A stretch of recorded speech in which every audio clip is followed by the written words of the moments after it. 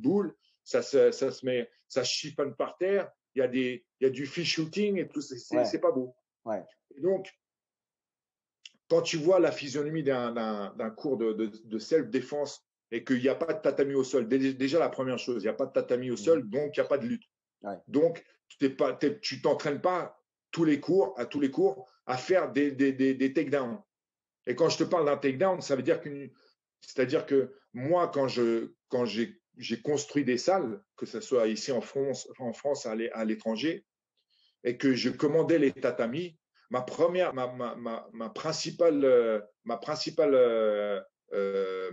priorité, enfin la priorité que j'avais quand je choisissais mes tatamis, c'était de savoir est-ce qu'il va se blesser s'il chute. Parce que le vrai combat, un combat réaliste, il y a de la chute dedans. Il faut anticiper un mec qui va chuter d'une hauteur de, je sais pas moi, 1,50 m sur l'épaule, sur la hanche, sur la tête, sur la nuque. Et donc, à partir du moment où tu t'entraînes dans un gymnase municipal, où il n'y a pas de tatami au sol, il y a du parquet ou un revêtement dur. Et ça veut dire quoi? Ça veut dire que tu n'es pas en train de t'entraîner à chuter. Tu n'es pas en train de t'entraîner à faire de la lutte. Et donc, ça veut dire que ton système, soi-disant efficace et réaliste, il ne l'est pas du tout parce qu'il a complètement mis de côté un aspect fondamental du vrai combat, le vrai combat, c'est-à-dire le combat de rue, c'est-à-dire la lutte et le travail au sol et puis le travail de chute. Il faut apprendre à chuter aussi. Comment tu veux apprendre à chuter si tu as du bitume par terre? C'est pas possible. Les judokas, est-ce qu'ils s'entraînent? Est-ce que les judokas ou les lutteurs s'entraînent sur du bitume? C'est impensable pour eux parce qu'ils se disent, ben, je vais faire une séance par mois, tu vois. Je vais faire une séance d'entraînement par mois parce que le reste du mois, ça va être fait pour me soigner. Tu comprends? Donc, la physionomie d'un cours de self-défense est complètement irréaliste. Quand tu arrives dans et à chaque fois, on me dit aussi quand j'ai ces débats, à chaque fois, j'ai toujours ces invitations de mecs, de pratiquants, viens chez nous, tu vas voir. D'accord? Viens chez nous, tu vas voir. Tu vas voir que nous, on est efficace, qu'on travaille différemment que des autres. Mais déjà, premièrement, j'ai donné des stages, pas mal de stages, et bizarrement, j'ai eu beaucoup de demandes de sport de self-défense. D'accord? Donc, j'ai donné des cours dans des sections de self-défense. Et la première chose qui me frappait, c'était la diversité. Comment je pourrais dire ça? La diversité des physionomies et des conditions physiques. C'est-à-dire que ça allait du jeune de 18 ans ou 17 ans, tu vois, qui a envie de se donner à fond dans un sport et qui a vu une pub de Franck Roper sur YouTube et qui s'est dit, putain, c'est un truc de ouf. Avec ça, je vais être le roi du pétrole, je vais être le roi du quartier. Et donc, le mec, il se retrouve dans un cours de self-défense. Et de l'autre côté du spectre, tu as la ménagère de moins de 60 ans, on va dire elle a 45 ans, elle est clopeuse, tu vois, elle fume, elle fait, je sais pas moi, 1m62 pour 72 kilos, elle est incapable de faire une pompe correctement, elle se retrouve dans le même cours que le petit qui a 18 ans. Et ça, et entre les deux, il y a de tout. Hein. Il y a le boulanger qui fait 1m95 et qui fait 120 kilos. Il y a de tout. C'est-à-dire, et donc, on aimerait nous faire croire que cet éventail de spécimens, de pratiquants, va suivre exactement le même cours.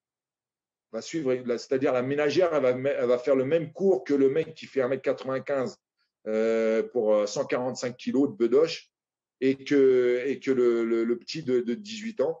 Et qu'avec ce cours, qui est donné 2 fois par semaine à raison d'1h30, tout le monde, tout ce ragoût d'humains va être capable de terrasser des mecs armés dans une ruelle sombre. Mais si des gens qui sont adultes,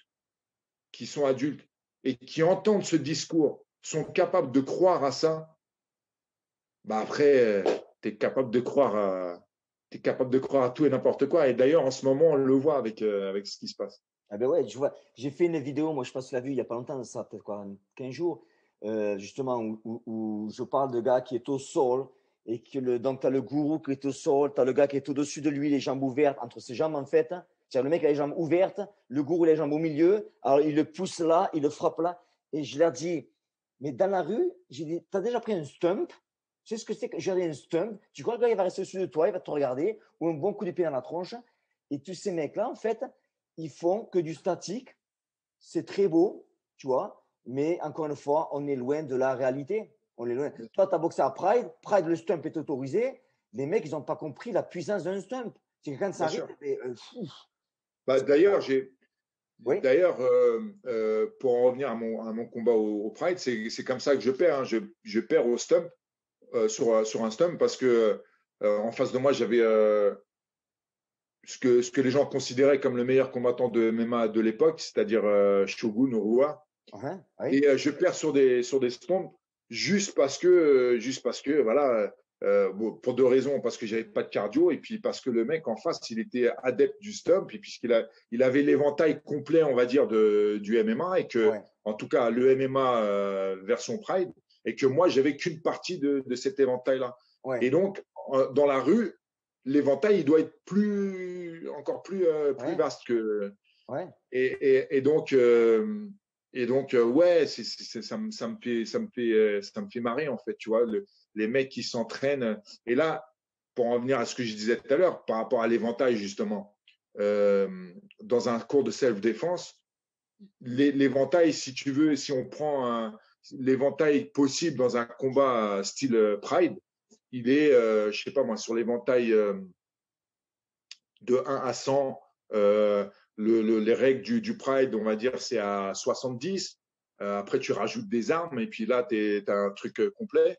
Et les mecs qui sont dans des cours de self-défense et qui s'entraînent, ils ont, je sais pas moi, ils sont peut-être à 20, tu vois. Ils sont à Ouais. 20 parce que les mecs, même un combattant de MMA, ce qu'il fait dans son cours, euh, c'est beaucoup plus complet. C'est beaucoup Ouais. plus complet parce qu'il y a de l'affrontement, parce Ouais. il y a des takedowns, qu'il y a de la lutte, il y a du travail au sol, il y a des frappes au sol, il y a toutes ces choses-là qu'on ne voit pas dans les cours de self, ou alors c'est tellement édulcoré et on a tellement retiré des éléments essentiels, notamment Mhm. le stress, comment gérer la douleur, comment gérer la peur, comment gérer un coup au foie, comment Ouais. gérer être sonné et puis tu vois rétablir l'équilibre et remporter la victoire. Enfin, Ouais. tous ces éléments-là qui sont essentiels à un pratiquant, hein, de sport de combat, d'arts martiaux, on les a complètement Ouais. survolés, voire ignorés dans les cours de self-défense. Ouais.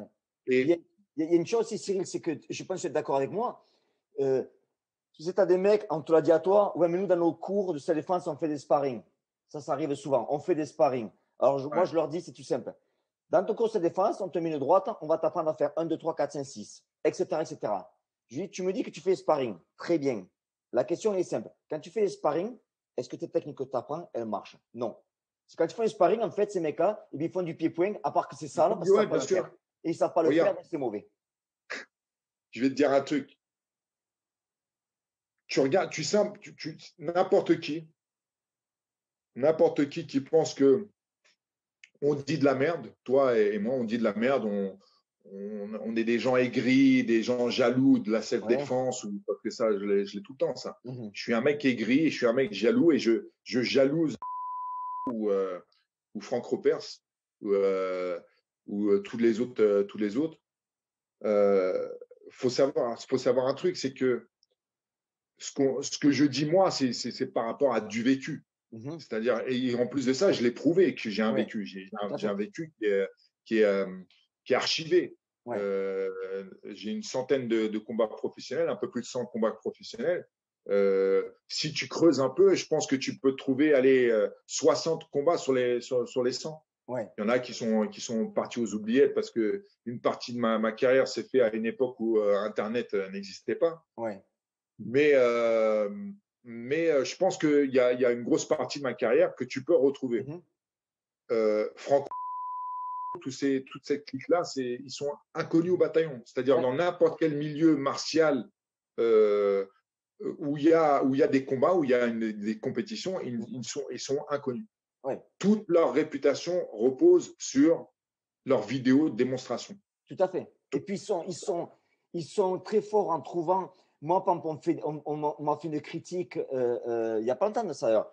Elle me dit, bon, ben, Carrillo, tu as entraîné John Jones, mais tu n'as aucune crédibilité, tout simplement parce qu'il prend de la drogue. Et donc, ce n'est pas un vrai gagnant, c'est un perdant.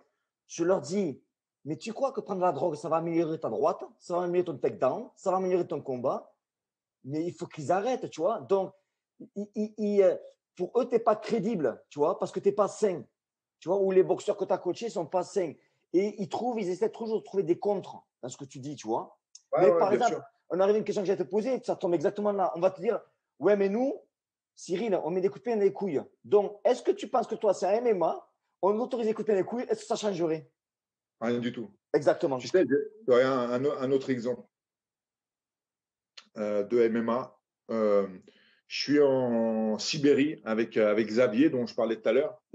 Donc, Xavier, c'est le mec, je te dis, tu lui ramènes un grizzly ou, je sais pas moi, King Kong et tu lui dis, vas-y, il faut le battre. Il va lui dire, vas-y, d'accord, on y va. Tu vois, c'est cet esprit-là, tu vois. Ouais. Donc, on est en Sibérie, dans le fin fond de la Russie. Il fait moins, je sais pas combien. On est là sur un tournoi mondial de Vale-Tudo. Donc, tu as compris. Tu vois, c'est les règles du Pride et de l'UFC mélangées. Ouais. Et en plus, on est dans le vestiaire. Donc, Xavier va combattre. Et là, il y a le numéro 2 de l'organisation qui vient et qui, en fait, Xavier, dans tout le tournoi, c'était l'homme à abattre parce qu'il venait de défoncer je ne sais pas combien de mecs en Russie. Ouais. Et donc, c'était l'homme à abattre, tu vois. Donc, on se retrouve dans ce tournoi mondial. Il y a des gens de partout dans le monde, tu vois, et notamment un Russe qui est dans la même poule que lui. Ils ont absolument envie qu'il gagne. Ouais. Et juste avant le combat, le mec de l'organisation, il vient dans le vestiaire, il dit allez, 5 minutes avant le combat.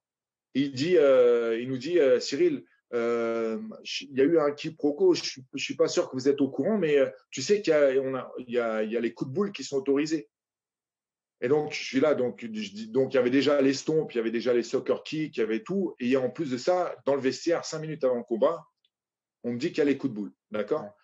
Xavier, il se rapproche parce qu'il me voit en train de parler avec le mec. Parce que moi, je suis en train de déjà lui dire, mais attends, tu nous dis ça 5 minutes avant le combat et tout, c'est un peu relou, tu vois, ton truc.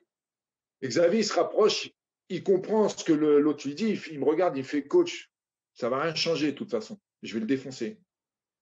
Et ça, tu vois, c'est quand tu es un vrai combattant, d'accord, et que tu t'es entraîné, je sais pas combien d'années dans cette optique-là, de faire du vrai combat, d'accord, pas des je te touche, tu me touches, patte de mouche, griffe du dragon ou je sais pas quoi. Tu as une autre mentalité. Tu n'es pas dans le délire. T'es plus dans le délire. C'est quoi qu'on doit faire ou machin. Tu vois. Tu t'es suffisamment entraîné correctement, de façon complète, pour être capable de répondre à plein de trucs en fait, plein de problématiques. Ouais. Et c'est pas d'ailleurs. C'est pour ça aussi que les combattants de la Snake Team. Si tu veux, il y a quelques années en arrière, on nous a demandé, quelques années en arrière, il y a un mec de notre équipe qui est parti en Sanda, tu vois. Il est parti en Sanda, il a éclaté tout le monde, il est devenu champion de France de Sanda. D'accord. Alors qu'il ne faisait pas du Sanda. Hein. Et puis, en revenant, il dit à tout le monde, ouais, tu sais, c'est bien le Sanda quand même. Tu vois, ça ressemble à une partie du MMA. Tu vois, on a le droit au pied-point, on a le droit au takedown, c'est sympa. Et puis, ça nous fait des rounds, tu vois, ça nous rajoute de l'expérience et des rounds. Et l'année d'après, il y en a eu 3 ou 4 qui ont voulu le faire. Et les 3 sont devenus champions de France. Et on a fait la même chose, on a fait la même chose avec d'autres styles, juste parce qu'à un moment donné, ce qu'on fait, ce qu'on enseigne à la Snake Team, ce que j'enseigne à la Snake Team, c'est du combat. On fait du combat. On fait du combat dans tous les sens du terme. Tu vois, il y a Papoulélé, Emmanuel Dawa, qui est, il y a 2 ans, qui a voulu se mettre à la boxe taille. Il a dit, ouais, j'ai envie de faire une saison en boxe taille. Il avait tourné avec des mecs en boxe taille, et puis il avait kiffé et tout machin, et il se voyait un petit peu par rapport à leur niveau, comment ça allait. Il se dit, ouais, je vais faire la boxe taille. Son premier combat en boxe taille, tu vois, c'est le mec, il a une réputation en MMA, donc il le met directement en finale de championnat de France classe A pro face à son adversaire pour son premier combat en boxe taille. Donc il n'a jamais fait de boxe taille de sa vie. Il se retrouve là-dedans. Il gagne, il devient champion de France. Pourquoi? Parce que ce que je leur enseigne, c'est du combat. Ce que je leur enseigne, c'est pas de se cantonner à un seul aspect du combat. On essaie d'être le plus complet possible. Le seul truc qu'on fait pas à la Snake Team, c'est les armes. On fait pas des armes.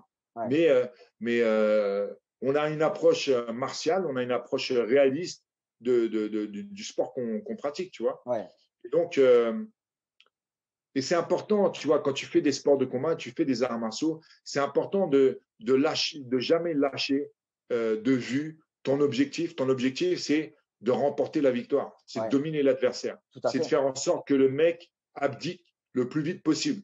Tu vois, que ce soit par KO, par soumission, tu vois, c'est ça l'objectif. Et quand tu vas dans un cours de self-défense et tu vois un cours complet, tu te rends compte qu'est-ce qu'ils sont en train de faire. Qu'ils sont en train de faire. Tu vois, il n'y a rien qui. Si ton objectif, c'est le réalisme et l'efficacité d'un combat, quand tu regardes un cours de self-défense et que tu comprends que les mecs, il n'y a pas d'échange, il n'y a pas de réel échange, tu vois. Il n'y a pas de recherche du chaos, il n'y a pas de recherche de.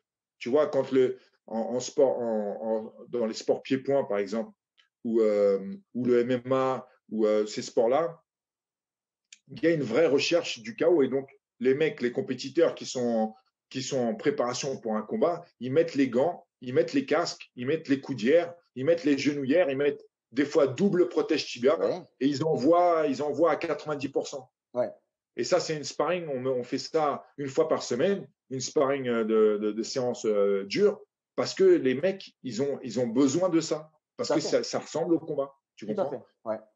Et donc, des fois, il y a des coups au foie qui partent et le mec qui tombe par terre et t'entends et le mec qui tombe par terre parce qu'il a envie de décéder sur place et que la douleur, elle est insoutenable, tu vois. Donc, c'est ça le vrai esprit martial, c'est ça les vrais sports de combat, c'est ça la vraie pratique martiale. Et donc, ce qu'on enseigne à la Snake Team, on est vraiment dans l'essence de ça, tu vois. Mais tu es un guerrier, c'est des guerriers. Tu es une esprit guerrière, tu vois. Bah oui, parce que… Tu vois, Cyril, quand tu avais boxé, toi, David, ce que les gens ne savent pas, c'est que le même soirée, donc j'avais Philippe Baudron qui avait boxé Jamel Yacouben, et moi, c'était le promoteur de Paris, de Charletti, qui m'avait appelé par Francis Andaoui. Et il m'avait demandé s'il y avait 2 boxeurs. Donc, j'avais amené David et Philippe. Et Philippe Baudron, je ne sais pas si tu le connais, il était champion d'Europe de boxe taille, il avait un club à Toulouse qui s'appelait Suprême Arena. C'était un gros club à Toulouse. Mais Philippe, moi, quand je lui ai proposé de venir, que j'ai dit, voilà, on a une offre. David, toi, tu peux boxer Cyril Diabaté et toi, Philippe, tu peux boxer Yacouben. Philippe était champion de France classe C et Yacouben était classe A. Et quand j'ai proposé ça à Philippe et David, les deux m'ont dit, allez, on y va. Parce qu'ils avaient l'occasion de se frotter à des grands, tu vois. Ils n'ont pas dit, oh, il va me tuer. Allez, on y va. Tu vois, ils sont allés. Et Philippe, bon, David a perdu avec toi au 3e, mais Philippe, il a perdu par décision sur 5 rounds de 3 minutes. Et quand tu as vu Yacouben après, que je lui ai dit, Jamel, le gars que tu as bossé, c'est un classé champion de France. Et Jamel avait été vachement surpris. Et c'est la première fois qu'on a rencontré, d'ailleurs, Janon Skarboski, qui était venu voir Philippe, qui avait dit, putain, pour un classé quand même, tu as tenu 5 rounds en face de Jamel Yacouben, et chapeau. Parce qu'on arrive à ce que tu disais, c'est le mental, c'est des guerriers. C'est-à-dire que tu ne vas pas jouer à la boxe. Tu vas jouer au basketball, mais tu ne joues pas au MMA ou à la boxe. Tu vas t'entraîner. Ouais. Et comme j'en parlais avec qui j'ai une interview dernièrement, je dis quand tu vas à la salle de boxe à ou MMA, quand tu prépares ton sac, eh bien déjà, tu commences à rentrer pratiquement dans un rituel. Tu prépares les bandages, les gants. C'est pas, tu vas faire ton sac de baseball, tu vois, de basket. Ce n'est pas pareil, quoi. Non, c'est pas pareil. Tu vois, même C'est pas un l'odeur jeu. dans un club de MMA ou de boxe taille, c'est pas la même que dans un club tu sais, de la ville de Toulouse où tu vas faire la salle défense, quoi. Ouais, c'est clair, c'est C'est clair. vraiment différent. Maintenant, Cyril, toi, en MMA, quels sont les champions MMA qui t'ont marqué, qui t'ont affecté, en fait? Ah, pour moi, Fedor, déjà, Fedor, après, Fedor, après, les premiers, hein, c'est, allez, les premiers, c'est même avant ça, ceux qui m'ont vraiment marqué, Marco Ruas à l'époque, les premiers, hein, je ne sais pas. Marco Ruas, parce qu'il était complet par rapport aux autres. Ensuite, pour moi, cette époque-là, c'est-à-dire les années 90, il y a eu, il y a eu Frank Shamrock, Mhm. il y a eu les débuts de Fedor, il y a eu les débuts de Sakuraba.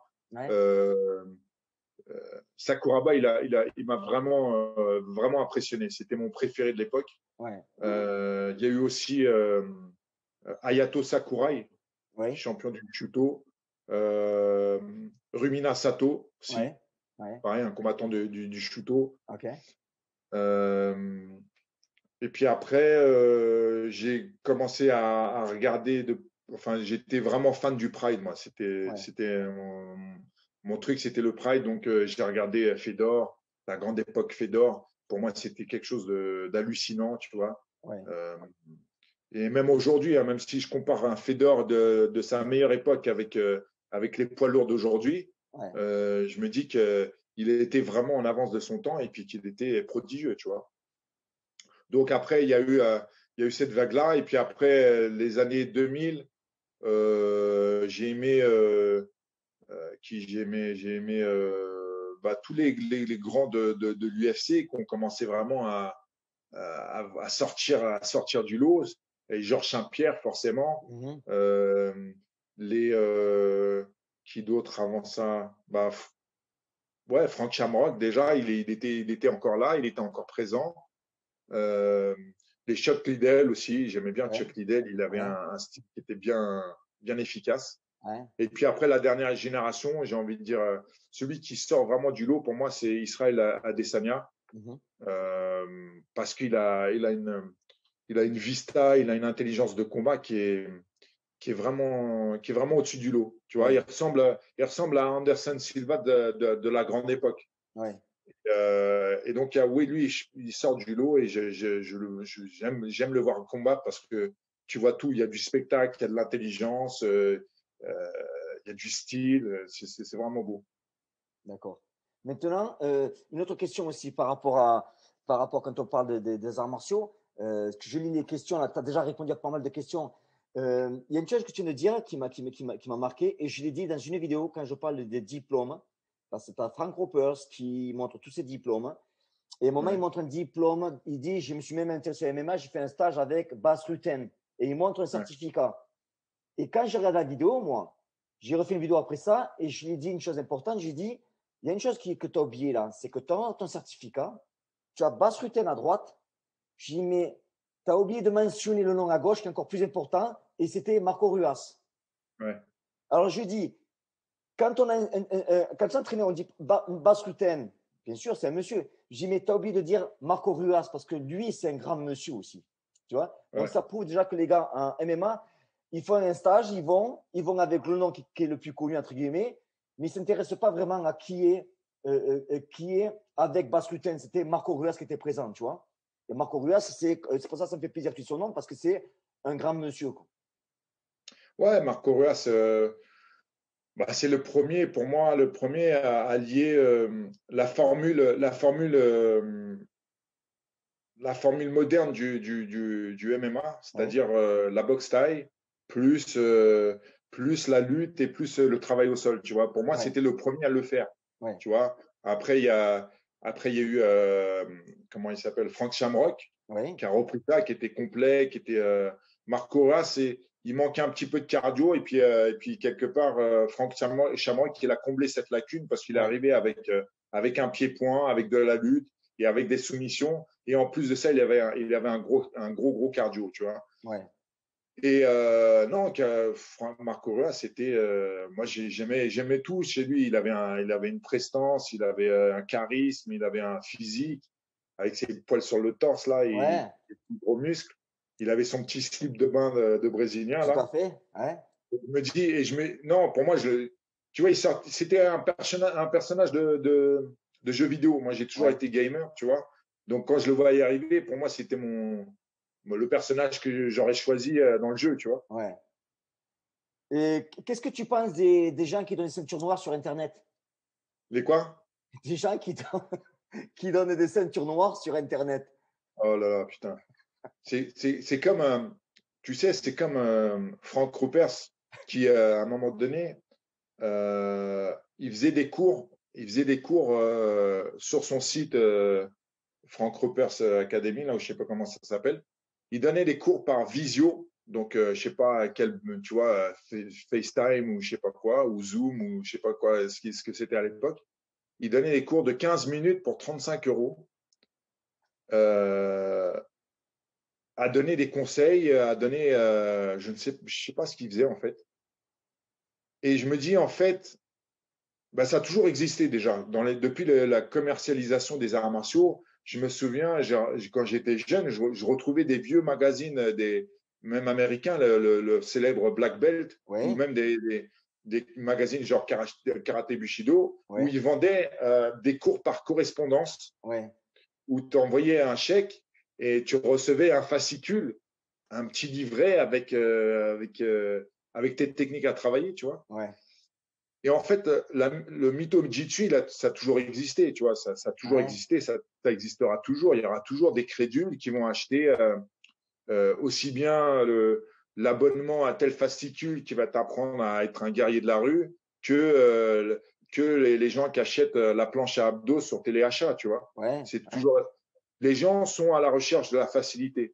Malheureusement, le combat réaliste, il y a pas une version facile en fait. Mhm. Il n'y a pas de version. J'apprends à être un combattant ultime avec des DVD. Ça Ouais. n'existe pas. Ouais. Tu vois. Tu peux à la limite les DVD, ça sert à des gens qui ont déjà un bagage. Ouais. Tu vois. Ouais. Moi, j'ai énormément appris sur des vidéos. Mhm. Bien sûr. J'ai énormément appris en regardant des combats ou Ouais. des tutos. Effectivement, il y a plein de choses que j'ai appris en regardant des vidéos. Ouais. Mais parce que j'avais déjà un certain bagage et que je comprenais le mécanisme de ce que j'étais en train de regarder. Ouais. Un mec qui n'a jamais fait de sport de combat, qui est un débutant, Ouais. ou même ça fait quelques années, mais qui n'a pas encore ce savoir, cette, cette faculté à découper la technique et à la retranscrire et à la comprendre surtout, Ouais. c'est pas possible de progresser en regardant une vidéo. Tout à fait. Ouais. Comment tu veux faire? Ouais. Comment tu veux comprendre ce que ça représente, ce que tu es en train de regarder, si tu n'as pas l'expérience qui va avec? Ouais. Tout à Tu fait. Mais comprends? Et donc, Bruce Lee disait que comment expliquer le goût du sucre à quelqu'un qui l'a pas goûté? ouais, ouais, Il ouais, faut c'est expliquer le sûr. goût du sucre, mais sans le goûter, en fait. Ouais, ouais. Ou comment expliquer une couleur à quelqu'un qui est né aveugle, tu vois, c'est impossible. C'est vrai, ouais. Ouais. C'est impossible. Et donc, pour moi, les vidéos, ça sert quand tu as un certain bagage, quand tu as déjà un certain Ouais. niveau.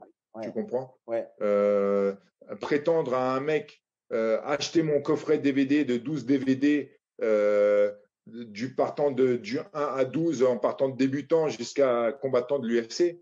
Si le mec qui pense qu'il va avoir un niveau de l'UFC avec ses 12 DVD,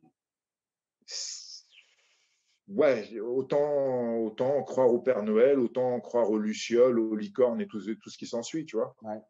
Parce que tu vois, il y a sa défense qui disait que euh, Il disait, oui, tu peux apprendre sur Internet. Il disait, exemple, mon chiropracteur. Comment tu dis ça en France, le chiropracteur? Tu sais, celui qui te casse les os, qui te met les os en place. Ouais, c'était ça, ouais. Un chiropracteur, il disait, mon chiropracteur, eh ben, même lui, maintenant, il continue à faire des formations supplémentaires sur Internet. Donc, on peut se faire sur Internet. Oui, mais ce qu'il oublie de dire, c'est que le chiropracteur, il a quand même été à l'école avant, il a pratiqué. Et après, c'est comme un chirurgien du cœur qui va lire des choses sur Internet après. Oui, mais avant, il était quand même formé.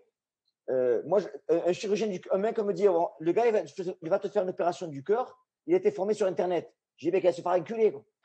Donne-moi quelqu'un qui a été formé, qui a fait des opérations, qui est allé à l'école, qui a pratiqué. Et après, ça fait des choses à côté, ça va, mais donne-moi quelqu'un qui a pratiqué. Quoi. Ouais, c'est comme, tu sais, en étant complotiste en chef, Ouais, j'utilise toujours cette analogie. Les pilotes des Boeing hein, qui se sont écrasés dans les tours ouais, ont, disons, appris à voler sur des simulateurs. ouais, Et donc, pour moi, c'est aberrant, tu vois, qu'on puisse dire ça. C'est comme, ouais, c'est comme dire que le mec, il a appris à être combattant avec des DVD et il est arrivé à l'UFC, tu vois. ouais, C'est la même chose. tout À un à fait. moment donné, le combat, c'est le combat, tu vois. Il y a une partie théorique, bien évidemment, il y a toujours une partie théorique qui est très Bien importante sûr. d'ailleurs, mais il y a aussi une partie réelle. Donc, pour moi, il y a trois étapes dans la pratique martiale. Il y a une partie théorique qui existe, c'est-à-dire tu apprends la technique, tu apprends la théorie, les distances, la notion de distance, la notion de garde, les notions de déplacement. Ensuite, tu as une mise en application qui est à la salle, qui est de sparring. Et ensuite, tu as une mise en situation, on va dire, réelle, qui est la compétition. Et donc, les trois chapitres sont primordiaux. Ouais, Tu ne peux pas oublier, oublier un de ces chapitres et dire bah, c'est bon, je sais combattre. C'est pas tout à fait. possible. C'est pas possible. Ouais, Et donc, dans les sports de combat et dans les arts martiaux, on va dire entre guillemets réels, il y a ces trois chapitres. ouais, À l'ancienne défense, ça n'existe pas. tout à fait. Il y a un chapitre et demi. C'est-à-dire Ouais, qu'il y a une grosse partie théorique, l'essentiel d'un cours de self-défense. Il y a une mise en pratique avec du sparring qui est léger, qui est light, puisqu'il n'y a ouais, pas de recherche de chaos. tout à fait. Et ensuite, il manque un chapitre et demi, parce que le chapitre du milieu, c'est celui où il y a du sparring, on va dire du sparring dur, bah, il n'y en a pas, parce Ouais, qu'on n'a pas le droit de slammer, on n'a pas le droit de mettre KO son adversaire, parce que tu as une ménagère en face de toi qui est incapable, qui clope et qui est incapable de faire 10 pompes, donc tu ne vas pas la mettre KO. ouais, Et puis la partie de compétition bah, qui n'existe pas. ouais, D'ailleurs, je voulais en revenir à ce que je disais tout à l'heure concernant le Krav Maga. ouais, Le Krav Maga, c'est un sport, enfin, non, ils vont dire que c'est pas un sport, mais le Krav Maga, c'est un style où il y a des passages de grade, et quand tu veux passer un certain grade, je crois que c'est deuxième, à partir de deuxième Darga là, ou Draga, ou je sais plus comment ils appellent ça, ou quatrième, je sais plus, c'est l'équivalent de la ceinture noire en fait. Il y a des combats dits durs, tu vois. Donc ils appellent ça dur, des combats durs, d'accord. Et tu regardes, d'ailleurs, vous pouvez regarder sur YouTube, tu mets passage de grade ceinture noire Krav Maga, et tu vois le niveau des mecs. ouais, Donc c'est supposé être le sport le plus complet au monde, le plus efficace. Et d'ailleurs, c'est comme ça qu'ils le vendent à la télé, quand à chaque fois qu'il y a un extrait de Krav Maga, le sport le plus efficace, machin. Et donc, tu vois deux mecs qui font du pied-point, parce que c'est du pied-point. tout à fait. Ils font du pied-point en t-shirt et pantalon noir, avec des protèges tibia. Ils ont des protèges, ils ont des merde, ils ont des protèges couilles, je sais plus comment j'ai perdu la Coquille, coquille. Hein. coquille. Ils ont des protèges, des coquilles.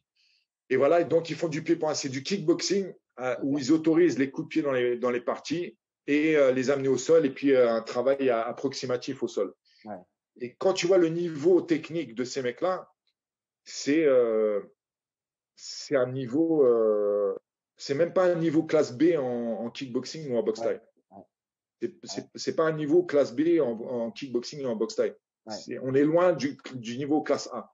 Tout à fait. Ah ouais. Et c'est supposé, dans leur imaginaire, c'est supposé être ce qui se fait de mieux au niveau martial quand le critère de sélection, c'est l'efficacité. Donc l'efficacité dans le monde imaginaire des bisounours et des télétobies, la self-défense, c'est au top, c'est au sommet de la pyramide en termes d'efficacité et de réalisme.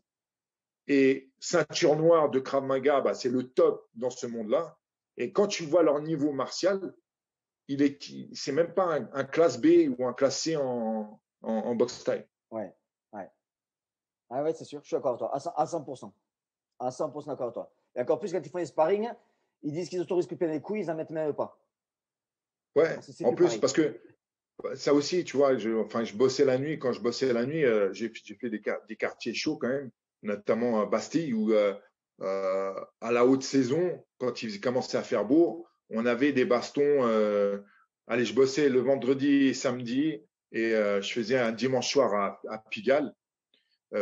Sur les vendredi, samedi, dimanche, j'avais au moins une bagarre par soir. Ouais. Au moins.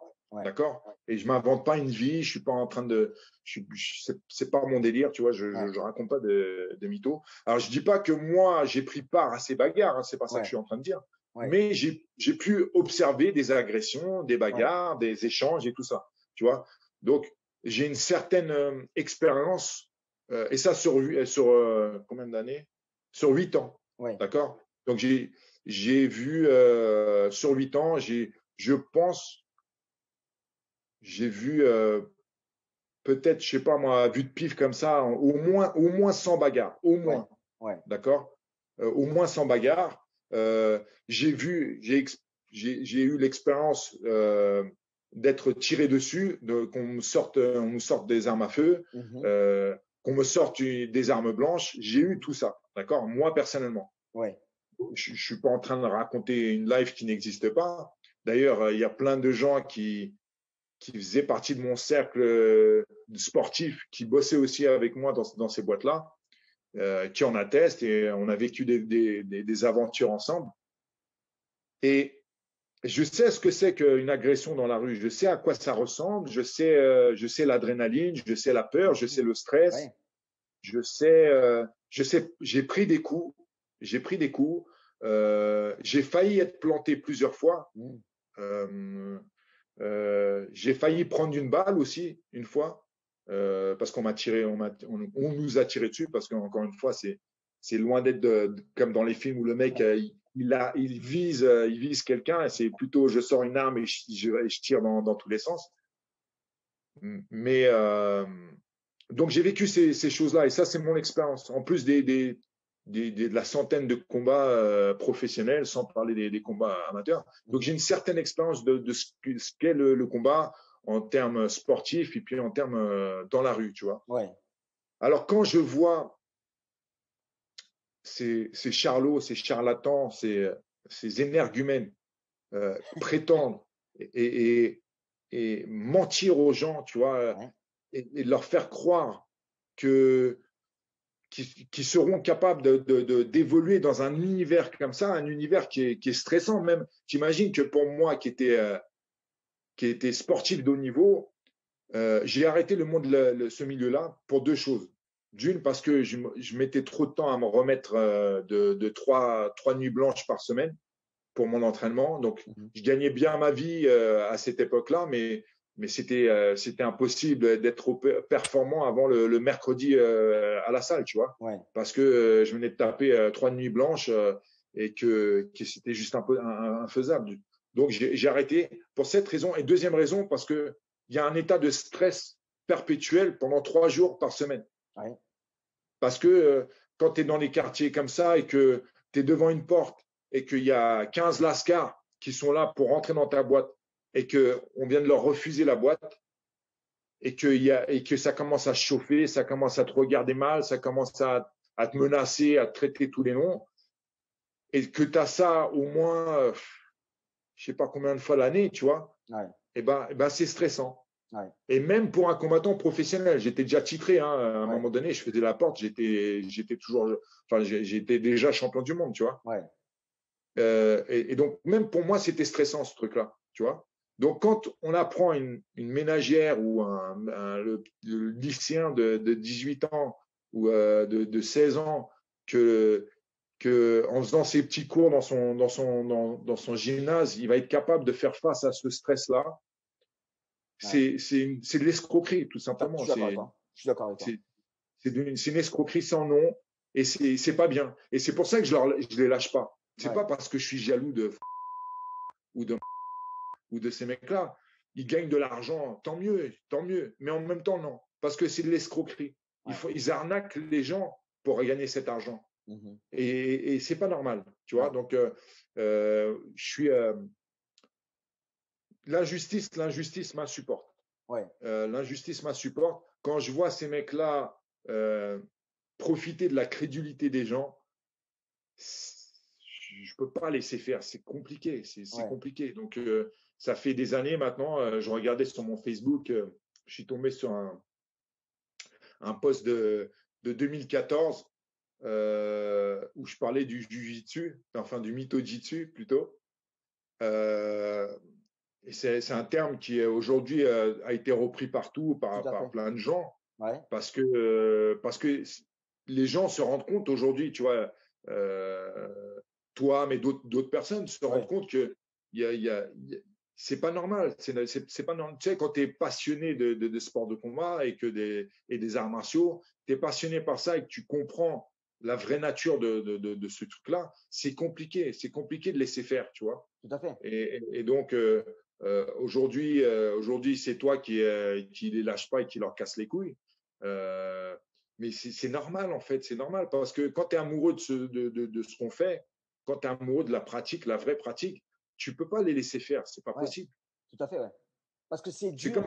comme, je prenais cet exemple-là aussi, c'est comme un boulanger, tu vois, un boulanger traditionnel, un bon franchouillard, tu vois, qui est dans sa boulangerie artisanale depuis 25 ans et qui voit des baguettes surgelées en supermarché.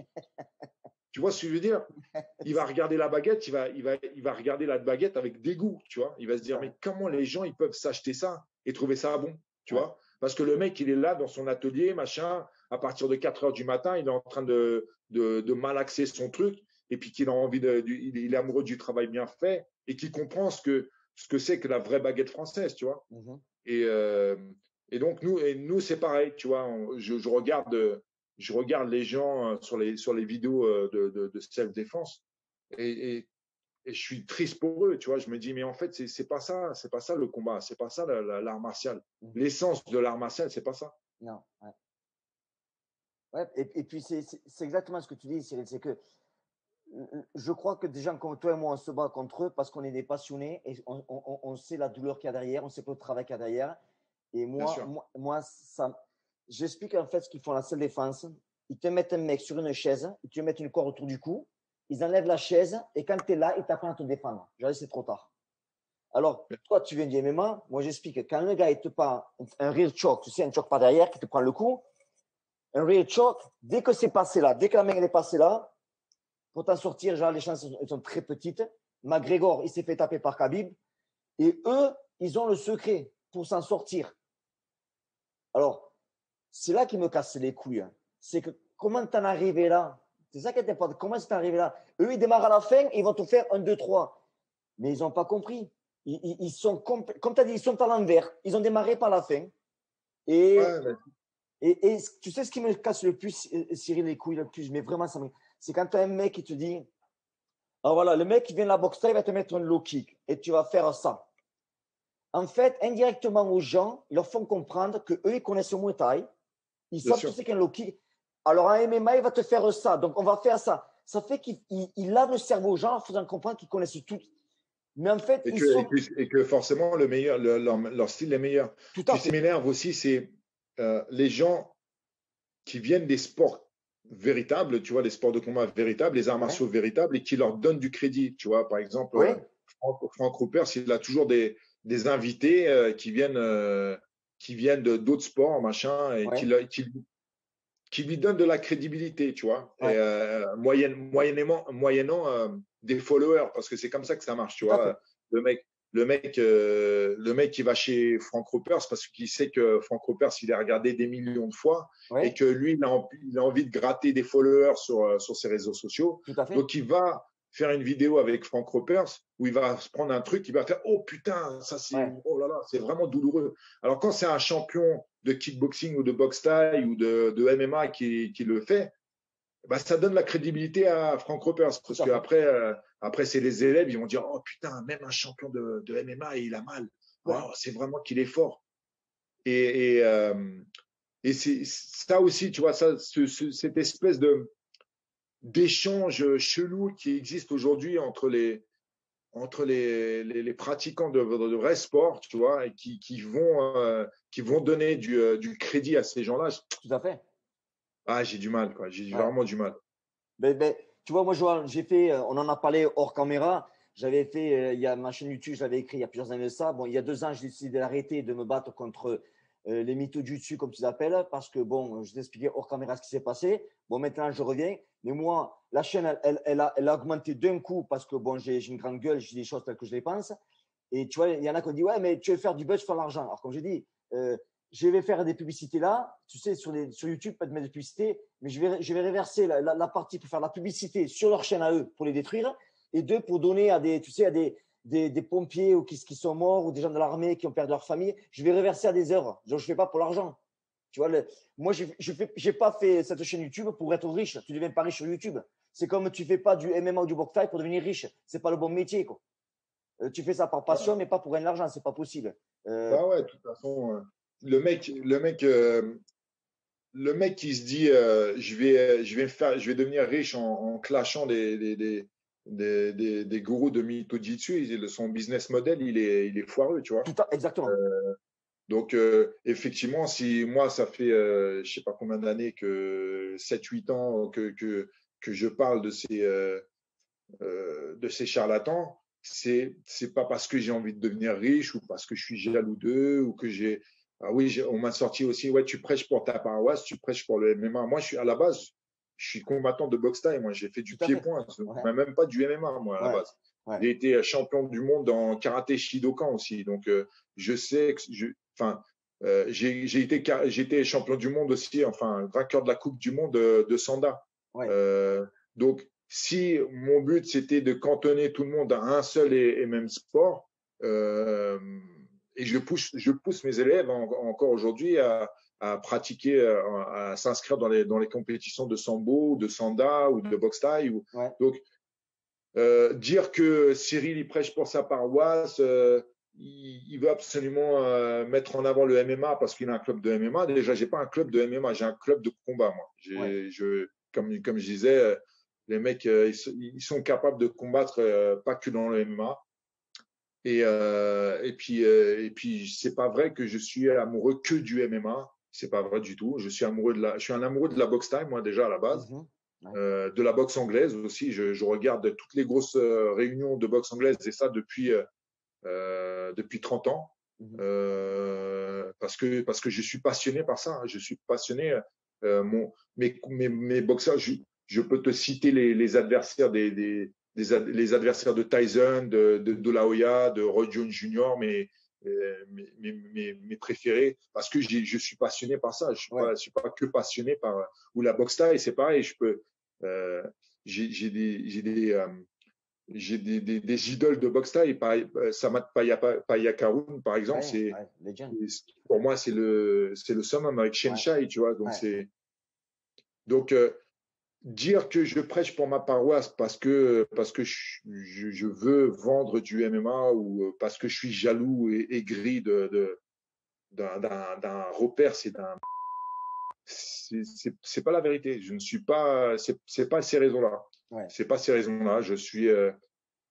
Il m'énerve pour plusieurs raisons et je trouve ça injuste que les gens se fassent avoir par des pros comme ça. mhm, Parce que c'est pas vrai, parce que c'est pas vrai. mhm, Et que, et que, et que, que peut-être que allez, peut-être que je me gourre, peut-être que je me gourre depuis le début. Vas-y, on dit que je me gourre depuis le début. Bah, montre-moi que c'est pas vrai. Ben oui, Montre-moi ce tout à que je fait. dis et Tout à fait. montre-moi que ce que j'avance, ce n'est pas vrai. Ouais. J'aimerais que ces gens-là fassent une équipe, comme j'ai demandé, Ouais. de 5 personnes, 10 personnes, et qu'on fasse une compétition, entre guillemets, Mhm. euh, je dirais un échange martial, parce que ce n'est pas une compétition, un échange martial Ouais. entre 5, 10 pratiquants de leur style Ouais. et le MMA pour voir justement comment Bien on sûr. fait. À 100%. Ouais. On peut même les faire sous les règles des compétitions de Krav Maga. Mhm. On peut Ah les ouais, faire sous n'importe quelle condition, même n'importe quelle, sans armes, hein, bien sûr, hein, sans bien armes. sûr. Parce que Ouais. après, ils ont la prétention de, déjà, sans avoir maîtrisé le mano à mano, sans armes, ils ont la prétention de maîtriser les armes en plus, tu vois. Ouais. Qui est un autre truc encore, qui est un autre truc qui est encore plus scary, tu vois, qui est encore Ouais. plus stressant, angoissant que la partie pied-point. Affronter quelqu'un qui est point nu, c'est une chose. Affronter quelqu'un qui a une arme à feu ou qui a un couteau dans la main, c'est autre chose. Ben On ouais. va dire, c'est une étape supérieure. Ouais. Mais tu vois, j'ai fait une vidéo qui est sortie ben, il y a peut-être 1 heure de ça. J'ai un collègue à moi qui est député shérif. Je lui ai montré une vidéo de quelqu'un qui montre une défense contre une arme, contre un couteau dans un restaurant. Et la réaction est en direct. Mon copain le shérif regarde la vidéo et il est mort de rire. Il Ouais. dit, mais le gars qui va te planter, il ne va pas s'arrêter qu'un seul coup. Il ne va plus bouger. Il va y aller. Donc, Bah, toutes les vidéos d'agression à l'arme blanche, c'est non-stop. c'est C'est non-stop. non-stop. Voilà. Mais Il y en a non, qui eux, passent, c'est il y un en a qui coup. passent, il y en a qui passent pas, il y en a qui tapent dans l'avant-bras, il y en a qui sont parés par quelque chose, où le mec il attrape il attrape le bras qui est machin, et puis après le mec il arrive à se libérer, il retape plusieurs fois Ouais. avec son couteau. Donc oui, si tu regardes des agressions au couteau, et généralement, en plus, le premier coup, tu ne le vois pas venir. C'est pas genre le Tout mec qui à est en fait. face de toi, il est en train de faire hey, comme dans les films de blousons noirs des années 70. Il Ouais. n'est pas en train de. Ou Grise, tu vois, Ouais. Grise, la comédie musicale, où le Ouais. mec il jette son cran d'arrêt d'une main à une autre, tu vois. C'est pas ça le vrai combat. Et Non. j'ai vu un coup de couteau une fois à Bastille.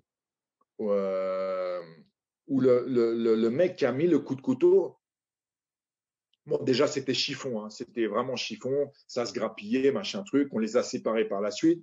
Mais le mec, il avait pris une lacération, donc il a eu de la chance parce que c'était pas un coup pénétrant, tu vois, Ouais. c'était une lacération à travers le truc. Euh, mais quand tu regardes ça et quand tu vois la réalité d'un truc et que tu vois leur cinoche dans les cours de self-défense, tu te dis, mais qu'est-ce qu'ils font? Putain, mais qu'est-ce qu'ils font? Ouais. Ils sont en train de mettre ces gens-là en danger, en fait. Ouais. Et je regarde Greg MMA, Ouais. son vrai nom, c'est Grégory Bouchlagem, qui s'est entraîné d'ailleurs chez moi à la Snake Team, qui fait des vidéos maintenant qui marchent bien.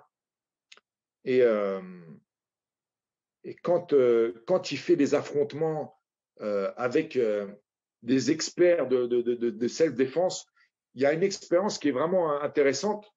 C'est ils mettent une chemise blanche et ils ont un marqueur dans une main qui est supposé simuler le couteau. OK. D'accord. Donc Greg, il a un vrai passé de combattant, c'est-à-dire il est ceinture noire de karaté. Il avait fait de la compétition Mhm. en karaté avant de se mettre au MMA. Ouais. Ensuite, il s'est mis au MMA. Ensuite, il est venu chez moi, donc on l'a fait progresser dans différents domaines du MMA. Il a été combattre au Pride, il a été combattre un peu partout. Ouais. Donc c'est quelqu'un qui a un vécu, tu vois. C'est pas. Tout Et à puis fait. après, il s'est intéressé à la self-défense. Donc ces dernières années, il plonge un peu là-dedans. Mais euh, un côté que j'aime bien chez lui, c'est qu'il se pose des questions quand même. Il y a Ouais. pas de certitude, tu vois. Mhm. Il y a pas de ah, j'ai envie de faire ça parce que c'est comme ça que ça marche. Il se Ouais. pose des questions, tu vois. Ouais. Et donc j'ai vu plusieurs vidéos de lui où il est avec des experts. Je dis bien des experts, hein, des Ouais. noms de self-défense. Il y a même, comment il s'appelle Aton, non Aton Ah, oui, t'as le général, t'as Gérald et Aton, le major. non, non, pas le mec de la Légion. Donc Pas c'est le mec de Aton, c'est Aton. ouais, voilà, Aton, le mec de la Légion, à la limite, c'est le mec le plus crédible que j'ai trouvé, tu le vois. major Gérald, ouais. Ouais, tout à Voilà, fait. le Major Gérald, voilà, Ouais, c'est ça. ouais. Tous les autres experts que j'ai pu voir, il y avait qui? Il y avait ah non, il y en a un autre qui était pas mal aussi, c'était Milou, je crois, un truc comme ça. Un mec qui faisait du penchak à la base, mais Mhm. qui était parti dans son délire à lui, tu vois. Et, euh, j'ai regardé, il y a eu qui d'autre aussi, un mec vraiment connu, comment il s'appelle, le mec du Krav Maga. Bon, bref.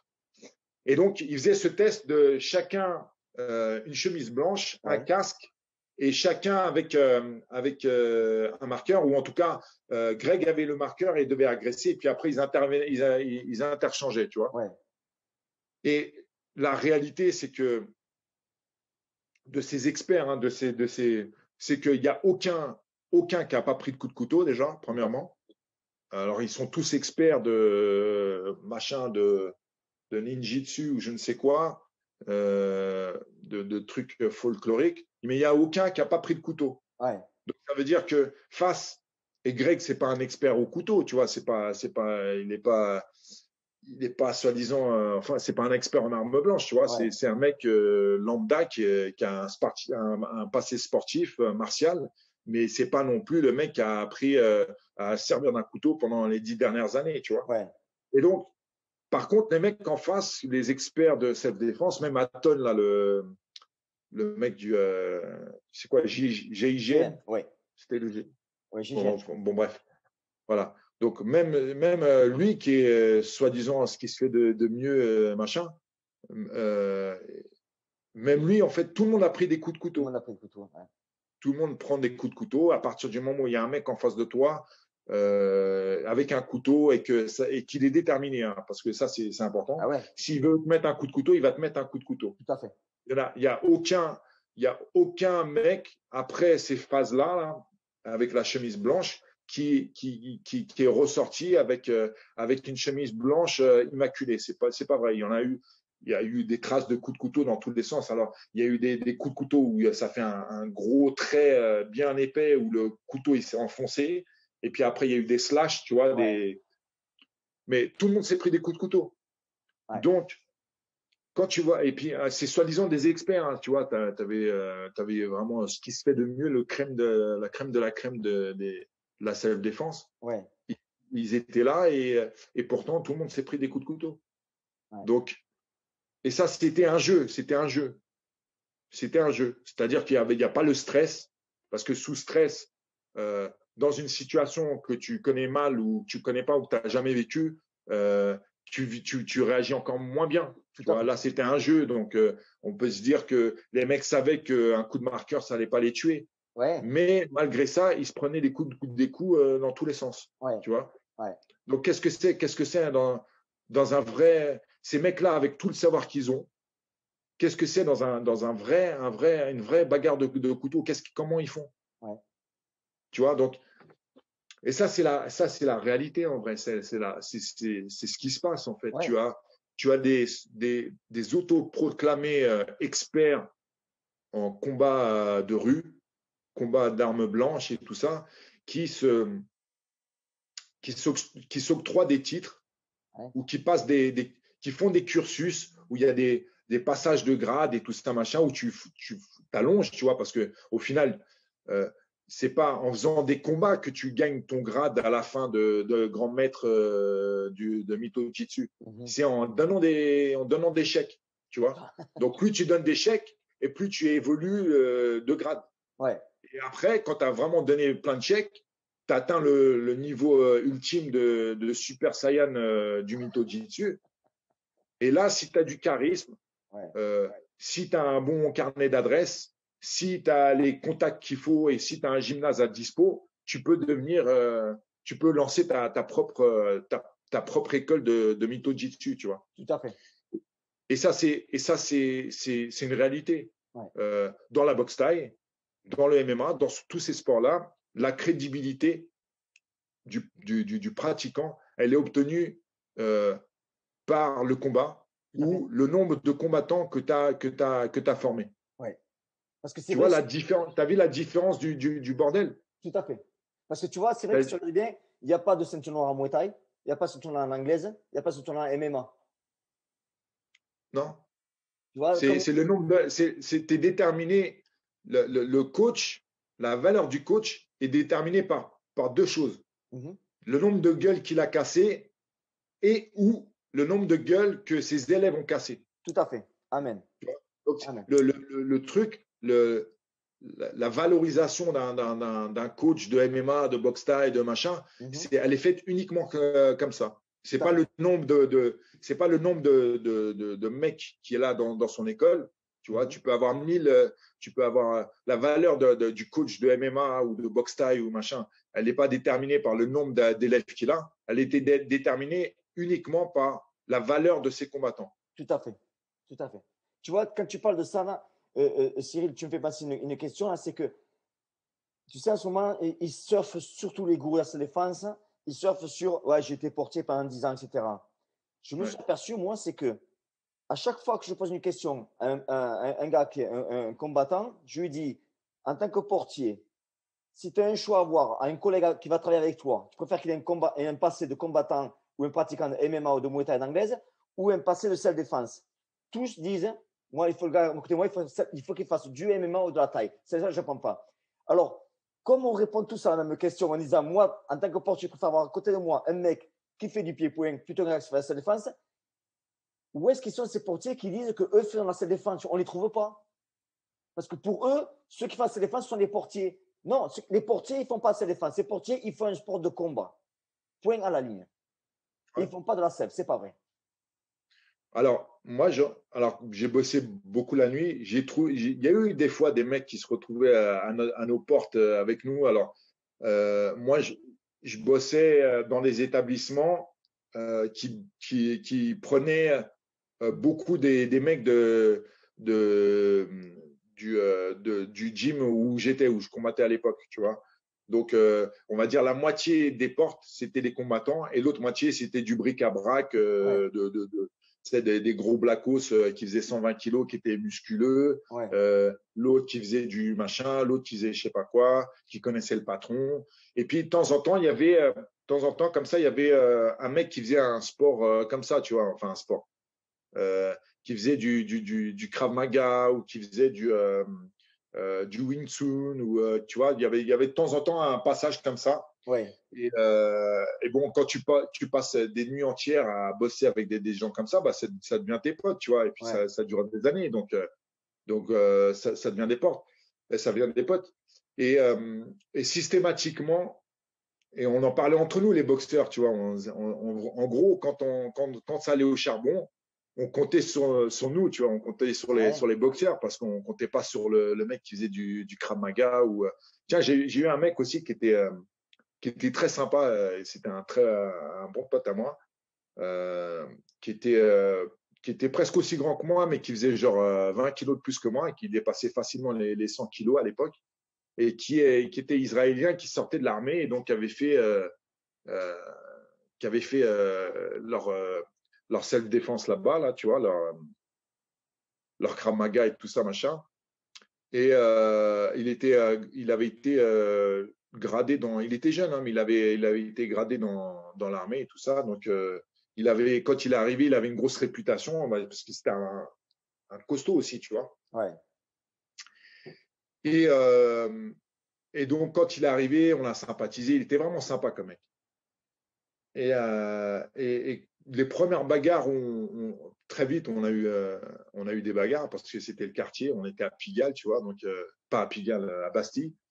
Et enfin, j'ai fait Pigalle aussi à la même époque, mais c'était à Bastille où je bossais avec lui. Et on l'a vu à l'œuvre et là, on a compris, tu vois, on a compris. Alors que il était massif, il était impressionnant physiquement, mais en termes de combat, il était complètement à la rue, tu vois. Ouais. Et si tu veux, l'équipe qu'on était de boxeurs, on faisait de la boxe thaï surtout. Moi, je commençais de plus en plus à faire du MMA. Il y en avait un ou deux dans l'équipe qui avait aussi un palmarès hybride comme ça, tu vois, qui faisait un peu touche à tout. On comptait sur nous parce qu'on savait que les mecs, j'ai eu un mec du Wing Chun aussi, tu vois, qui faisait des trucs chelous et qui se retrouvait, qui a failli nous mettre dans la merde plusieurs fois parce qu'il était complet, on ne pouvait pas compter sur lui, tu vois, et que quand tu es à Bastille et qu'il y a 15 mecs devant l'entrée qui veulent rentrer et qu'il y a une bagarre qui éclate et qu'eux, ils se sont fait refouler, bah, tu te retrouves à 4-5 portiers face à 15 mecs en face. Ouais. Et puis, si tu n'as pas des notions, des vraies notions de combat, bah, et qu'il y a une partie de ton équipe de sécurité qui est issu d'un sport mytho, Ouais. c'est compliqué, tu vois. Ouais. Et donc, si tu veux, mon avis sur ces sports-là, sur ces arts-là, c'est fait sur le terrain. Ouais. Tu vois, à la limite, quand tu es boxeur, normalement, tu t'en bats les couilles du Krav Maga ou de n'importe quel style de self-défense, tu t'en fous, c'est pas quelque chose qui t'intéresse, tu vois, t'es pas là, tu vois, pour moi, c'est deux mondes qui sont différents. Quand tu es boxeur, tu fais de la boxe thaï, tu t'intéresses pas. À la limite, ceux qui connaissent pas trop, ils peuvent même être impressionnés, tu vois, et, ah ouais, putain, c'est fort ce qu'ils font et tout ça, machin, parce que toi, tu es tellement en dehors de ce truc-là que tu peux te laisser influencer par la légende du truc, tu vois. Mais dès lors où tu commences à échanger avec ces gens-là, tu te rends compte en fait que il y a plein de cases qui manquent en fait. Tout à fait. Tu vois, il y a plein de cases qui manquent, notamment les sparring durs, notamment la préparation physique. Quand tu vois dans un cours de self-défense et que tu vois le niveau physique des mecs, tu te dis non, c'est pas possible, tu vois. C'est pas possible. Tu vas dans une salle de banlieue de boxe thaï et tu vois les mecs. Si les mecs c'est un bon club, bah il y a des mecs qui, enfin, les trois quarts ont la tablette de chocolat, ils sont striés et ça sent la mamouée, ça sent la transpiration, ça pue. Et c'est ça les sports de combat. C'est pas un truc propre où tu as un t-shirt blanc du début jusqu'à la fin du cours. Ouais.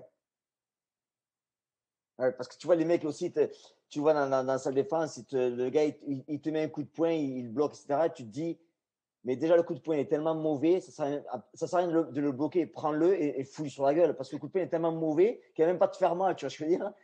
Et ça, c'est ça, je suis, on est à 100% sur la même page. Maintenant, si tu sais, il y a plusieurs vidéos qui m'ont horripilé, tu vois, qui m'ont révolté par rapport à ces sports-là. La dernière qui m'a vraiment choqué et qui m'a énervé aussi, il y avait je crois que c'est une caméra de France 3 qui était passée dans un club de Krav Maga. Okay. Et tu avais une bonne femme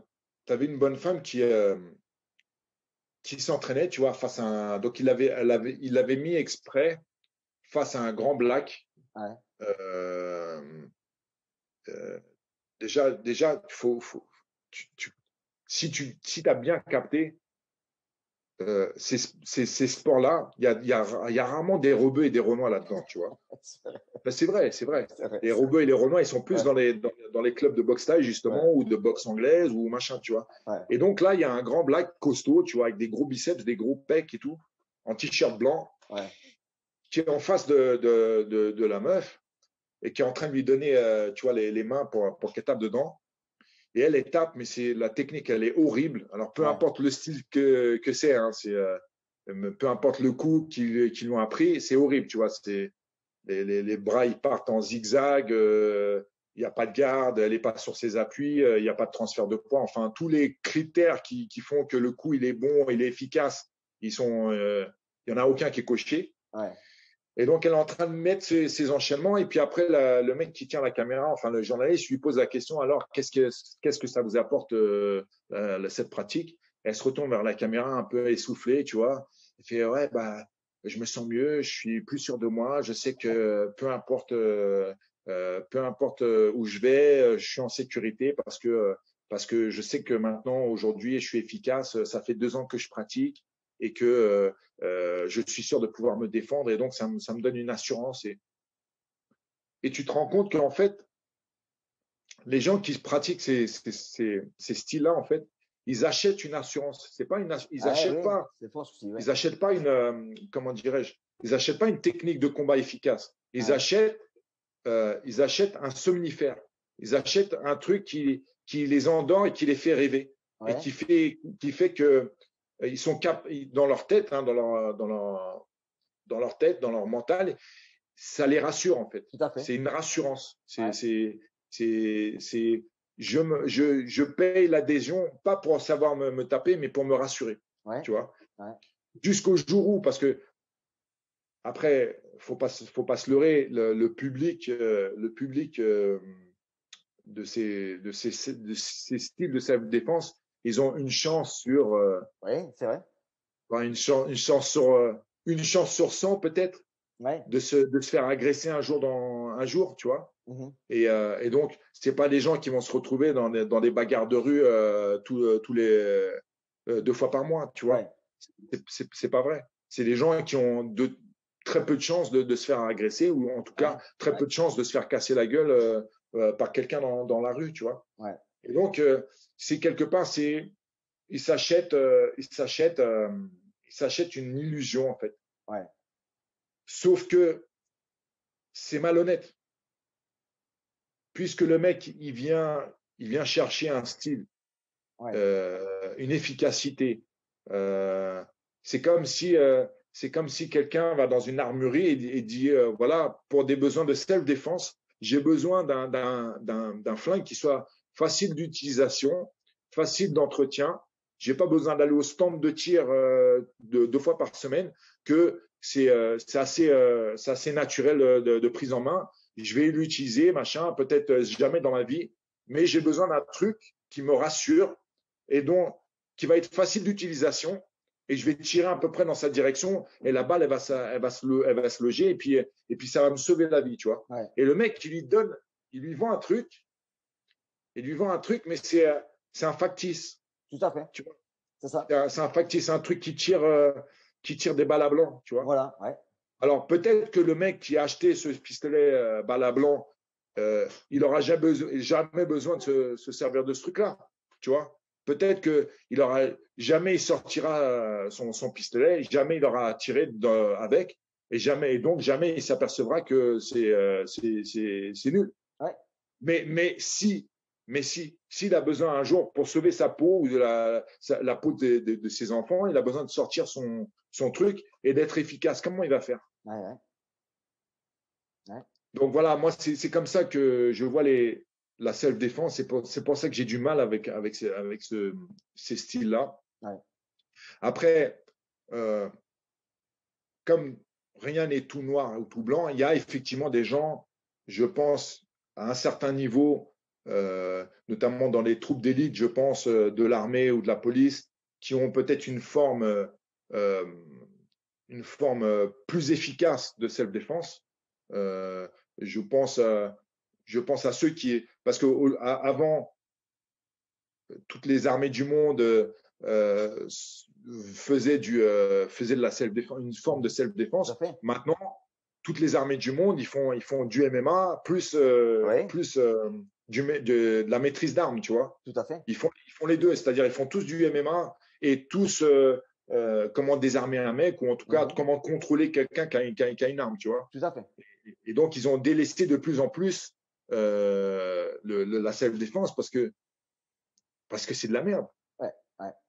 Parce que c'est de la merde et parce que jusqu'à preuve du contraire, il y a aucune preuve que ça marche. Tout à fait. Tu vois, autant tu peux aller sur YouTube et tu peux trouver des milliers de vidéos de combats de rue où tu vois des techniques de boxe anglaise, tu vois des techniques de boxe thaï, tu vois des takedowns de MMA ou de lutte ou de judo, où tu vois des clés de bras, autant tu peux avoir des milliers et des milliers de vidéos sur YouTube où tu vois du MMA, de la boxe thaï en action, autant des désarmements comme tu vois en Krav Maga ou des trucs de penchaksila comme ils font avec des coups de pied, avec des angles bizarres, tu le vois pas ça. Ouais, ouais. Et puis tu vois, tu as une chose aussi, Cyril, moi, quand je vais à Paris, j'ai un ami à moi, ça fait des années que je le connais, plus de 30 ans. Il est au RAID, donc il connaît très bien Robert Paturel. Et à chaque fois que je vais le voir, je vais au RAID avec mon fils, j'amène mon fils au RAID. Je suis allé 3 ou 4 fois au RAID. Et qu'est-ce que tu vois au RAID? Eh bien, ils ont le ring et ils font de l'anglaise, de la savate, du kick, du muay thai, du MMA. Et moi, chaque fois que je suis allé, je les ai toujours vus avec les gants et travailler. Mais c'est vrai que je ne les ai pas vus faire de la self. Tu vois, et n'importe quelle unité d'élite, ils sont obligés de faire du MMA, puisque c'est anglaise, Thai, kick, c'est un mix martial art. Et en fait, je dis, ça serait, je dis même qu'ils auraient dû changer le nom, de faire mix martial art, ça aurait dû mettre plus mix fighting sport, c'est une mixture des sports de combat. Bah, le MMA, c'est ça en vrai. Tu as vu, après maintenant, il y a la partie la plus visible, la plus connue, c'est l'UFC, forcément. Ouais. Mais mixed martial arts, en vrai, c'est venu d'un constat, c'est que aucun sport ou aucun art martial à part entière ne détenait toutes les clés de tous les trucs. Et je dirais même que le combattant ultime, ça serait un mec qui serait capable de tirer bien, de courir bien, qui aurait des techniques euh, de comment sortir d'un immeuble le plus vite possible, comment sortir d'une voiture le plus possible et plus vite possible, et en plus qu'aurait un bon passé de MMA, tu vois, de combattant MMA. Ouais. Là, tu as quelque chose de complet, avec le maniement d'armes, avec le désarmement, avec tout ça. Ils l'ont fait dans les films Jason Bourne. Bourne, tu sais, Bourne Identité, c'est ce qu'ils ont créé, quoi, dans le film. Mais ça reste un film. Voilà, donc ça c'est quelque chose de concret. Tu vois, tu prends un mec qui a un passé, une expérience de MMA, tu sais ce que c'est que de prendre des coups dans la gueule pour de vrai, hein, pas des je me touche, tu te touches, nous nous touchons. Donc, qui sait ce que c'est que prendre un KO à la tête, qui sait ce que c'est que prendre un KO au foie, qui sait ce que c'est que prendre un juji, qui sait comment faire des projections et comment chuter correctement. Ouais. Et en plus de ça, qui a un bagage de comment manier une arme, comment désarmer quelqu'un, comment s'échapper d'un endroit. Ouais. Tu vois, ça c'est quelque chose de concret. Mais leur truc où ils sont dans un gymnase avec même pas de tatami au sol, c'est complètement, tu vois, c'est pas réaliste du tout. Ouais.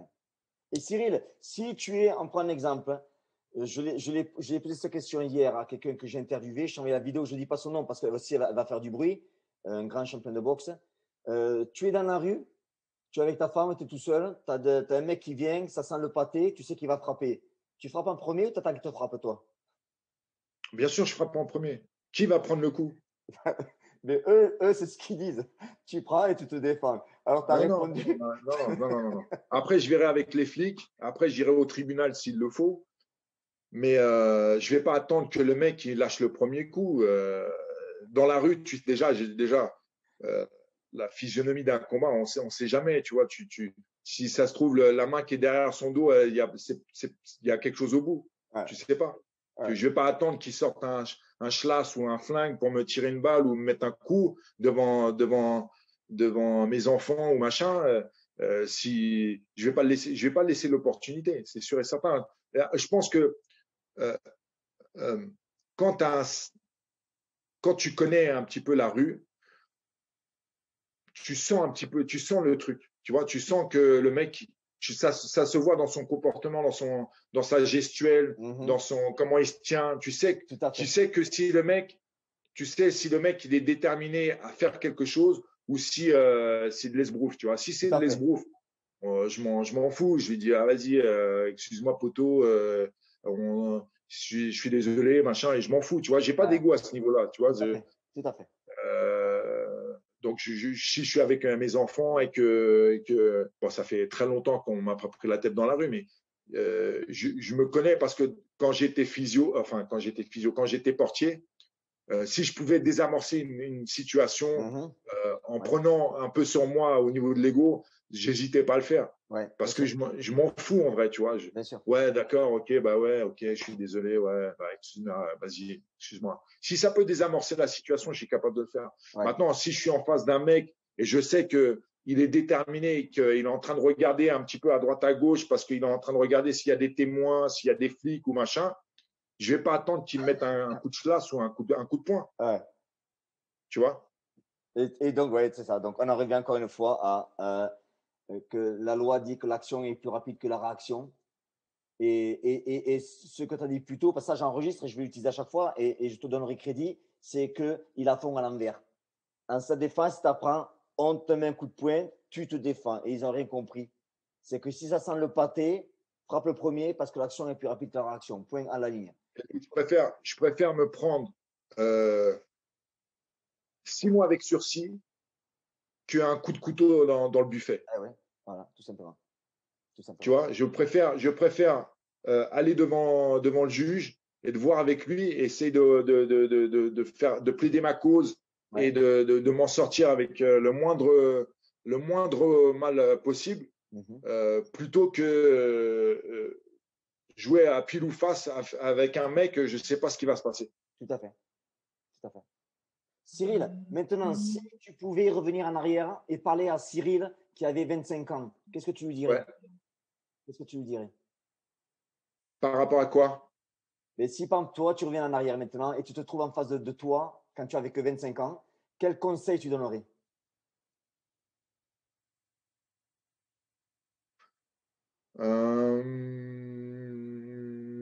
Je dirais voyage, voyage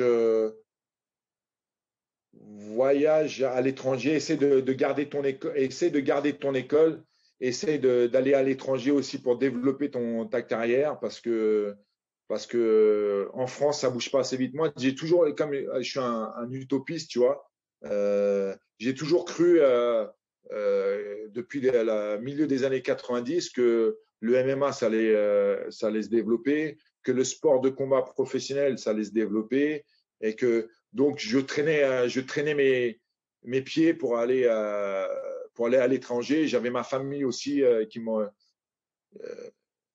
il y avait le fait que ma famille était en France, le fait que il y a mon école qui était en France et tout ça, ça m'a toujours fait traîner les pieds. J'ai toujours, je me suis toujours dit non, je vais rester en France, tu vois, parce que ça va arriver bientôt. Ouais. Et en fait, j'ai perdu beaucoup de temps. En fait, j'aurais pu avoir une grosse carrière, plus grosse en tout cas à l'étranger que je n'ai eu parce que je me suis forcé à rester en France en fait. Ouais. D'accord. En tout cas, donc Cyril, je regarde le temps, ça fait pratiquement 2 heures qu'on a discuté là. Oh putain. Ce temps est passé. Non, c'est passé. Là, je parle trop, moi, c'est ça le Non, problème. non, c'est très bien, tu rigoles quoi. Cyril, je mettrai en dessous de la vidéo YouTube tous les contacts que tu vas me donner, qu'on puisse te contacter, s'entraîner chez toi. Tout ce que tu veux me donner d'informations, on va le mettre sur YouTube. Ok. Moi, j'envisage les gens, mais toi, ton club est sur Paris. Hein. Ouais, région parisienne. Donc, une dernière question. Pourquoi le snack? Alors, j'étais en Australie, je faisais un tournoi mondial de karaté au KO, là, le karaté Shidokan. Shidokan, ouais. Et avant le tournoi, on nous avait invités. Donc, c'était un tournoi poids lourd. Donc, on était tous invités. Et puis, il y avait le fondateur du style qui était là. Donc, un grand monsieur des arts martiaux. Il y avait le staff, tu vois, les organisateurs qui étaient des Japonais. Et le mec qui faisait le tour de la table comme ça. Donc, il y avait que des têtes connues qui étaient connues dans leur style respectif, tu vois. Ouais. Il y avait énormément de karatéka qui venaient du Kyokushinkai. Il y avait aussi des boxeurs thaï, il y avait des kickboxers, il y avait le petit Frenchie, tu vois. Donc, j'étais beaucoup plus jeune. Hein. On parle de ça il y a 22 ans. Mhm. Tu vois, donc j'étais un minot, j'avais une tête lisse encore et j'étais très mince. Et le mec, donc il faisait le tour de la table, il parlait avec nous parce qu'il nous connaissait par cœur, puisque c'est lui qui nous avait choisi pour faire partie de son tournoi mondial. Ouais. Et donc, il avait regardé les combattants, il connaissait les combattants, leur style, et puis pour chaque combattant, il lui a donné un animal totem, tu vois, un style qui allait bien avec son style, qui allait bien avec sa morphologie. Donc, il y a eu l'ours polaire, il y a eu le lion, il y a eu différents trucs. Et puis, arrivé à moi, il tombe sur le Frenchie, tu vois, qui est jeune, qui a la tête lisse, qui a pas l'air, qui a pas l'air bien dangereux. Et comme j'étais tout long et tout mince, et que j'avais quand même du punch, il m'avait appelé Snake parce que je ressemblais à un serpent tout Ah, ouais. longiligne, mais qui avait une morsure, machin. Et, euh, et je kiffais bien le truc, tu vois. J'ai bien kiffé le truc. Et puis après, les mecs qui m'appelaient, enfin l'organisateur, il m'appelait toujours Snake, tu vois. Donc Ah, ouais. j'ai gardé le truc. Ah, génial, quoi. Ah, ben, tu vois, je ne savais pas. C'est génial, quoi. Ouais. Eh bien, en tout cas, Cyril, quand cette histoire de Covid de merde, là, ça sera passé, que tu viens en Californie, tu es le bienvenu chez moi. Ah, c'est Comme très je l'ai dit, sympa, c'est toi très qui j'ai sympa. Et l'offre, c'est sincère. Mon club est ouvert. Tu veux venir faire un stage chez moi, tu es le bienvenu. c'est Et très sympa. je sais recevoir les gens. Tu parleras à la communauté de taille. Quand je reçois les gens de chez moi, je les reçois vraiment. C'est comme une offre sincère. J'ai apprécié énormément. Je suis sûr que les gens ils vont vraiment adorer le YouTube. Il n'y a pas eu de filtre, ça a été direct. J'ai vraiment vachement adoré. Est-ce que tu veux dire où est-ce qu'elle est ton académie, ton adresse? Je le mettrai tout en bas, mais que les gens l'entendent aussi. Alors, 163 avenue Joffre à Épinay-sur-Seine, dans le 93, la Snake Team. On est dans un fitness park en haut. Et ouais, on forme des combattants de partout. Il y a des gens qui viennent un peu de partout en France pour venir s'entraîner chez nous. On a une grosse expérience parce que ça fait très longtemps qu'on est là et qu'on forme des combattants loisirs. L'essentiel de l'académie, c'est des loisirs, hein, c'est pratiquants loisirs. J'ai 85% des pratiquants, c'est loisirs. Et puis, il y a une petite vingtaine, une petite quinzaine de pourcents qui font de la compétition. Et puis, on s'entraîne. Par contre, que ce soit les loisirs ou les compétiteurs, on fait du sérieux, on s'entraîne sérieusement. On rigole beaucoup aussi parce qu'il y a des sacrés lurons dans l'équipe. Mais voilà, on a vraiment. On a une bonne ambiance. On a une bonne ambiance. Il y a plein de gens qui s'entraînent là depuis les débuts de la Snake Team, hein, qui sont encore là. Hein. Ouais. C'est génial. Aux États-Unis, quand tu es venu ici, tu t'es entraîné fait sur Los Angeles, Orange County. Est-ce que tu t'entraînes avec des gars d'ici? Ouais, attends, où j'ai été, Orange County, j'ai fait 2 entraînements à Huntington Beach, là. Ah, ben avec Tiki Goshen, Ultimate HB. C'était dans son club, ouais. C'était dans Ouais. son club. Eh ben, Tiki, c'était mon élève. Et moi, j'ai formé Réseau Rob. Je ne sais pas si tu connais Réseau Rob. D'accord. Ouais, ouais, ouais. Réseau Rob, c'est Ouais, moi bien qui l'ai sûr. formé de l'âge de 19 ans jusqu'à 32 ans, où il a pris le titre WEC. Ouais, ouais, je me souviens très bien. Et C'était la même clique que Tito et toute la tout à clique, là. fait. Tito, Rampage, etc. Et moi, j'invite Ouais. les gens à dire, ben, ils peuvent aller sur YouTube, mettre Jean Carré au réseau Rob, et ils vont voir ce que Rob dit de moi. C'est pour ça que les gens ils disent, parce que moi, Cyril, j'ai quitté la France en 96. Donc, ça fait quand même Ouais, je 25 sais, ans, ça tu fait vois. longtemps. Et Ouais, donc, ouais. c'est pareil, j'ai des trolls, tu sais, des handicapés mentaux qui sont entraînés, ouais, Carrios, inconnu au bataillon. Alors, j'explique, mais moi, j'ai quitté la France en 96. Les mecs qui m'insultent, ils ont 25 ans, ils n'étaient même pas nés encore, tu sais, ou c'était des petits spermes encore, ils ne comprenaient pas, tu vois, ils n'avaient pas compris l'histoire. Ah, mais après, tu as vu, j'ai arrêté de perdre de l'énergie avec des gens qui ont jamais rien fait Ouais, tu as raison. au niveau des sports de combat, au niveau des arts martiaux et qui sont sur Internet juste pour te casser les roustons et enfin, qui sont toujours là en train de remettre tout en cause et ton passé. Ouais. Oui, mais face à lui, tu as perdu, tu t'es fait exploser par Shogun, papapi, papapa, tu vois. Si je me laisse, enfin, je peux plus me laisser, toucher par ça parce que tu perds de l'énergie, en fait. Ouais. Tu perds de l'énergie et enfin, il gagne en fait le troll là, le troll qui te parle, il a gagné à partir du moment où ça t'affecte. Ah oui, c'est Euh, vrai. C'est vrai. tu vois, donc maintenant maintenant le mec il peut raconter sa vie, il peut me dire que je suis nul, Ouais. que mes combattants sont nuls, il peut dire ce qu'il veut en vrai, tu vois. Ouais. Euh, je pense que j'ai prouvé tout au long de ma carrière ma valeur j'ai fait avec les moyens du bord. Ouais. J'ai plus de coach depuis 2004 et j'ai arrêté ma carrière en 2014. Mhm. Tu vois, donc j'ai fait 10 ans en solo. Et solo, j'ai fait le Pride, j'ai fait l'UFC, tu vois, Ouais. j'avais mes élèves et je m'entraînais tout seul avec mes élèves, tu vois. Donc voilà, donc je sais ce que je vaux, machin. Donc quand j'ai affaire à des trolls sur Internet qui me disent que je suis nul, que j'ai perdu contre Shogun, que ceci, que cela, Ouais. ou contre Gustafsson ou je ne sais quoi. Ouais. Tu vois, je sais ce que j'ai fait, je sais ce que je valais, je sais les moyens que j'avais à l'époque. Ouais. Et je me suis toujours battu aussi pour la légalisation du MMA en France. Tu vois, Mhm. ça a été une grosse bataille pour moi, tu vois. Et donc, j'ai fait partie de ces acteurs-là qui ont facilité, en tout cas, qui ont bossé pour la légalisation. Ouais. Et donc, voilà, tu vois, donc c'est. Aujourd'hui, s'il y a des mecs qui me crachent dessus par rapport à ce que j'ai pu faire ou pas faire, tu vois, Ouais. Ouais. moi je Ouais. sais, et c'est ça le principal. Ouais, et tu as raison. C'est vrai que moi, maintenant, moi, je fais comme tu dis, en fait. Maintenant, je les ignore, ou sinon, je leur dis, comme il disait le directeur de la publication, hein, qu'ils allaient tous se faire, hein. Tu vois? Ouais. Donc, non, je suis d'accord avec toi. En tout cas, Cyril, encore une fois, je vais te souhaiter une superbe année 2021. Un Toi réel aussi, mec. plaisir de t'en reparler. Tu es le bienvenu à la maison. Quand je viens à Paris, je vais venir à Paris, moi, en 2021, c'est sûr. Je viendrai te dire Ok. bonjour. C'est sûr et certain. Et Cyril, en tout cas, merci beaucoup pour ton temps. Merci à toi. Tu n'étais pas obligé, j'apprécie énormément. Merci à toi. Cyril, je te fais la bise et je boirai un pastis ce Euh, soir à ton honneur. ok, sans La bise, problème. Cyril. Allez, porte-toi bien. Ciao, toi aussi.